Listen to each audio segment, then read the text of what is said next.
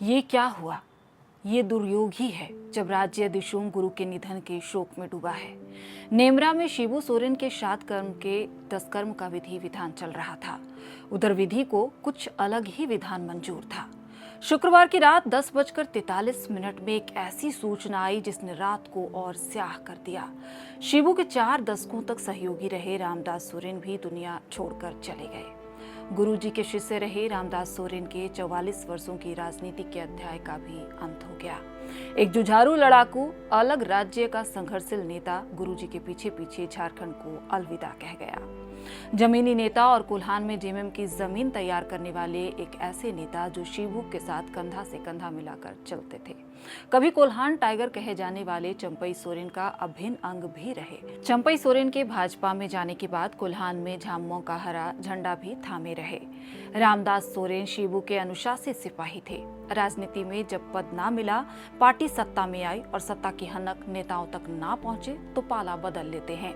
लेकिन रामदास ने ना कभी गुरुजी के छांव से बाहर जाने की सोची और ना ही झामुमो के बाहर अपनी दुनिया तलाशी। नमस्कार, मेरा नाम प्रियंका है और आप देख रहे हैं एयर नाउ।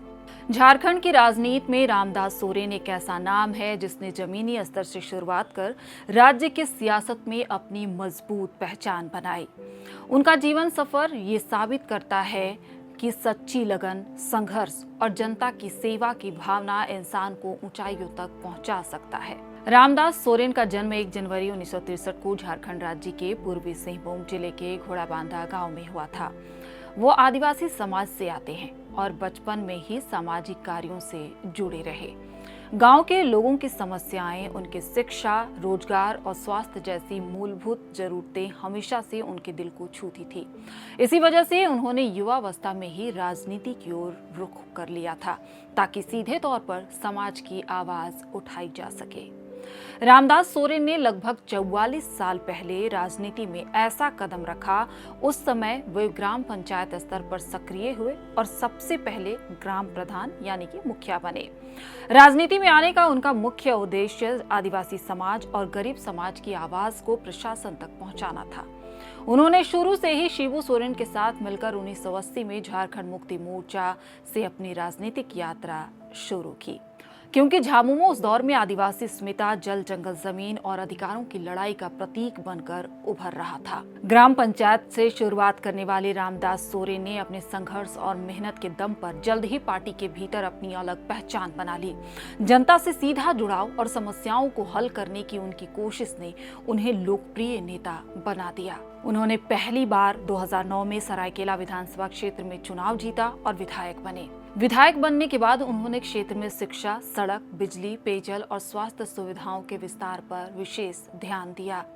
इसके बाद वो 2019 के विधानसभा चुनाव में दोबारा सरायकेला से विधायक बने। इस बार भी उन्होंने बड़ी जीत हासिल की और जनता का भरोसा कायम रखा। वो 30 अगस्त 2024 को पहली बार जल संसाधन व उच्च शिक्षा तकनीकी मंत्री बने थे। 2.5 माह तक मंत्री बने रहने के बाद 2024 में हुए झारखंड विधानसभा चुनाव में तीसरी बार घाटशिला से विधायक चुनकर आए।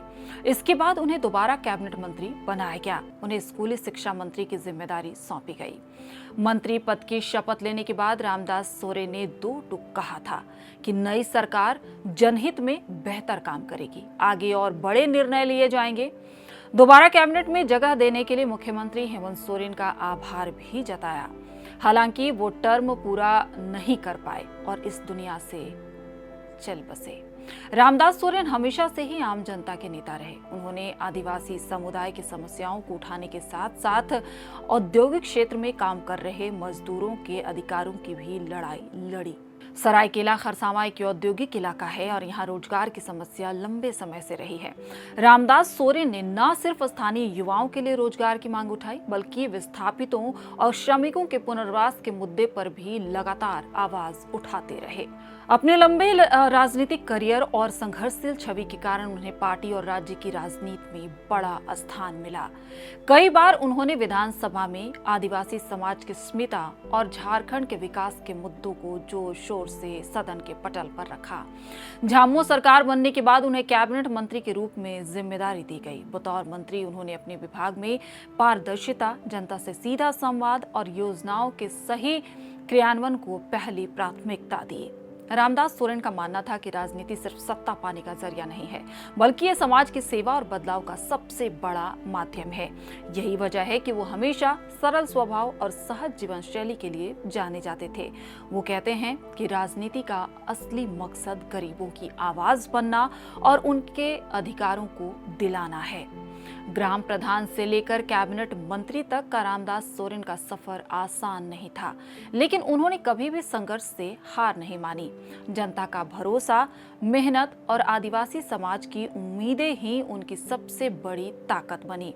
आज वो झारखंड की राजनीति के एक ऐसे नेता माने जाते थे जिन्होंने हमेशा जमीनी हकीकत को प्राथमिकता दी और समाज के सबसे कमजोर तबके की आवाज भी बने। लंबे राजनीतिक जीवन और संघर्ष के बाद रामदास सोरेन का निधन 15 अगस्त 2025 को हो गया। उनके निधन की खबर ने पूरे झारखंड को गहरे शोक में डाल दिया। मुख्यमंत्री हेमंत सोरेन समेत कई नेताओं ने उन्हें श्रद्धांजलि अर्पित की और कहा कि रामदास सोरेन जनता के सच्चे नेता थे। उनका जाना राज्य की राजनीति और समाज दोनों के लिए अपूर्णीय क्षति है। सरायकेला, खरसावां सहित पूरे झारखंड में उनके निधन पर शोक की लहर दौड़ गई। लोग उन्हें एक ऐसे नेता के रूप में याद कर रहे हैं जो हमेशा आम जनता की लड़ाई लड़ते रहे और आदिवासी समाज के अधिकारों के लिए आवाज उठाते रहे। रामदास सोरेन की जीवनी झारखंड के उन तमाम युवाओं के लिए प्रेरणा है जो राजनीति में आकर बदलाव लाना चाहते हैं। उनका 44 साल लंबा राजनीतिक करियर इस बात का प्रमाण है कि सच्ची नियत और सघनशील भावना इंसान को हर ऊंचाई तक पहुंचा सकती है। रामदास सोरेन शिबू सोरेन के कितने करीबी थे, ये हमने इस वीडियो के माध्यम से आपको बताने की कोशिश की है। आपको हमारा ये वीडियो कैसा लगा, ये हमें कमेंट करके ज़रूर बताएं। अगर आप चाहते हैं कि हम आपकी बात लेकर आएँ, आपके लिए कुछ ऐसी कहानियाँ लेकर आएँ, तो आप हमें चिट्ठी लिख सकते हैं, आप हमें व्हाट्सएप कर सकते हैं, आप हमें मेल भी कर सकते हैं। हमारे चैनल को ज़्यादा से ज़्यादा सब्सक्राइब करें, क्योंकि आप हमारे साथ जुड़ते हैं तो हमारी ताकत और मजबूत होती है। आप सभी का शुक्रिया।